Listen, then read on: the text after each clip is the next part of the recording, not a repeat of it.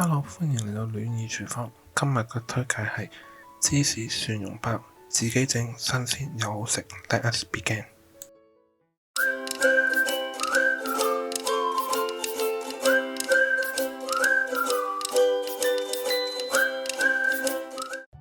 Hello，我係暖意廚房大叔。今日咧，我要同大家講咧就係芝士蒜蓉包。芝士蒜蓉包好多人都會食，尤其是譬如配忌廉湯啊、羅宋湯，甚至食牛扒西餐，或者係食意大利粉。出面買嘅咧唔係唔好方便，但係你唔知佢入面嘅材料用咗乜，係咪用新鮮嘅蒜蓉啊，定係用蒜油啊？咁同埋其他啲材料，究竟係用真嘅牛油啊，定係嗰啲植物牛油？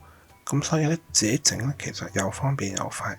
咁好多時咧小朋友都會中意食嘅。咁自己整咧就會安心啲，同埋而家喺屋企整咧就方便。Let us begin。其實咧就好容易嘅啫。麵包咧你就中意用邊隻都得嚇。你中意用肥，好似我咁肥身嘅又得，用窄身啲得。就算你話冇，你屋企用方包都得，係啊，方包都好食噶嚇。咁所以咧係睇你麵包咧就唔係話太大分別嚇。煮嘅時間咧其實係一樣。最緊要就牛油，牛油就要一杯，咁要蒜頭幾粒，跟住咧就要用呢隻鬼佬嘅芫茜啦，咁叫香醋。咁呢隻咧，如果你冇新鮮咧，可以用乾嘅。首先咧牛油就要擺去室溫啦，就冇鹽嘅。咁點解咧？因為你一陣攪佢嗰陣時咧，將個所有材料攪埋一齊最容易啲。你會見我落多個食譜入面俾你哋嘅。咁因為咧，我其實呢條片咧原本係同牛扒一齊上，但係因為我點樣整咧條片咧總共咧20幾分鐘太長啦，咁所以咧我就將佢抽咗出嚟。咁佢呢個醬咧，呢個牛油咧，我會通常整蒜蓉包同牛扒咧基本上一齊嘅。咁嗰個牛油咧，我會留翻啲，咁咧牛扒煎完之後咧擺喺佢上面，咁就會好香同好好食嘅。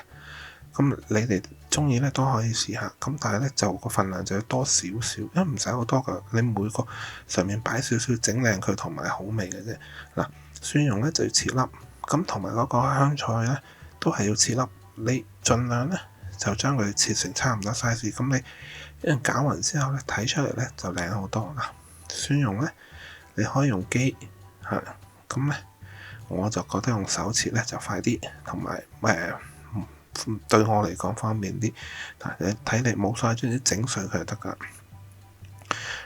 咁你切碎咗之後擺落去咧，首先咧就用匙羹將佢個牛油整散啲，之後咧就落橄欖油。咁你話我冇橄欖油，菜油都得，但係咧最好就橄欖，因為我想攞佢嗰個橄欖油嗰個香味。但係如果你話我唔中意橄欖油嗰陣味，就可以用菜油。呢度咧要落1/4至半匙嘅鹽，我就會建議半匙鹽。點解唔使多咧？因為咧你通常蒜蓉包咧你係配嘢食嘅，同埋個芝士咧佢本身有啲鹹㗎，所以如果你落得太多鹽咧，反而就會成餐都好鹹。所以我就落咗半匙，但係你話唔得，唔落咧，你成個包吊唔起佢嗰個味啊！咁你食落去咧就變咗一個好油好流嘅嘢，就唔好食嘅。我會建議落少少鹽。到你攪到咁上下個牛油咧打勻晒啦，之後你就可以開定焗爐。焗爐咧就要400度，就10到12分鐘，就視乎你個焗爐係同個麵包有幾近距離，唔係個大細啦。因為你麵包細，你咪將佢切一半咯，細嚿啲擺入去，呢個唔係問題。但係咧有啲細焗爐咧，佢近個頂咧，所以咧你可能10分鐘咧嗰個芝士咧就開始有少少燶燶地嘅狀態咧，就要停㗎啦。麵包切一半，跟住搽牛油，咁基本上咧就搽滿佢就 OK 㗎啦。咁之後咧就落芝士。你話喂，我冇你咁多款芝士，其實我都係喺雪櫃有乜用乜嚇。如果你要靚啲嘅，咪落cheddar cheese，即係好似我呢隻黃色嘅。如果唔係普通嘅，你落白色，或者唔係你都冇嘅，好簡單。我之前都有講過啦，你有陣時夾麵包嗰啲一塊塊嘅芝士嚇，你將佢摺成幾嚿咁散喺個麵包上面都得嚇，因為佢個芝士係攞個香味同埋好鹹嘅，唔可以落太多嘅，因為芝士始終佢有陣鹹味喺度。嗱，咁灑少少嚇。咁如果你要靚，咪好似我咁樣落兩隻。如果你話冇嘅，或者你得一隻咁，攞一隻都冇問題嘅。